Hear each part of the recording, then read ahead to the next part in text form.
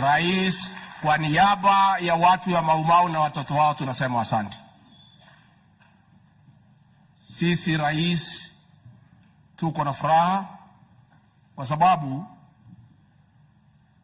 serikali zimepita zimekosa kutambua watu ya MAUMAU.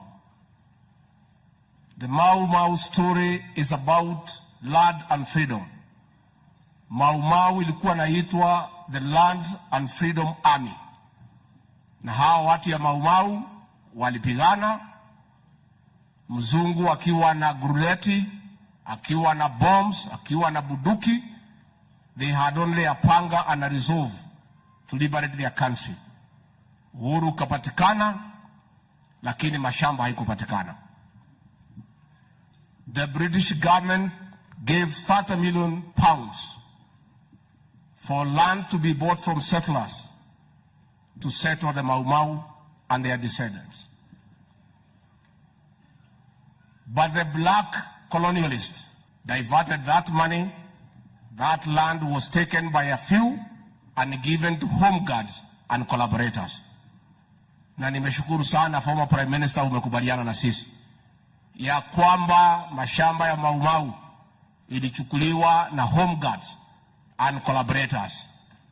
Miguda ya MAUMAU yo irone gati na kamatimo na tukunia. Na tungetaka former Prime Minister kushukuru babako marehemu Jaramogi kwa sababu he spoke about land grabbing from MAUMAU land, na akaumizwa kwa kuongea juu ya mashamba ya MAUMAU.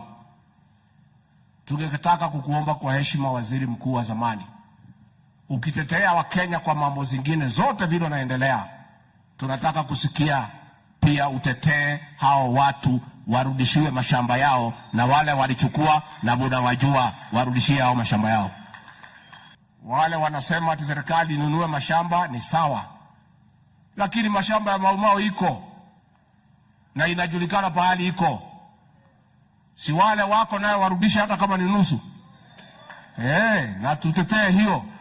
Even as we ask the government to look for money to buy land for MAUMAU, the land for MAUMAU is known where it is. Those who took this land, they can be considerate and give us at least half of that land. And it is enough for the MAUMAU. Hiyo shamba ni kubwa, inaweza tosha hawa na watoto yao. Your Excellency, kwa sababu we feel bad. We feel bad.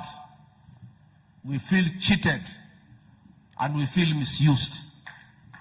Because our parents were buried having gotten nothing.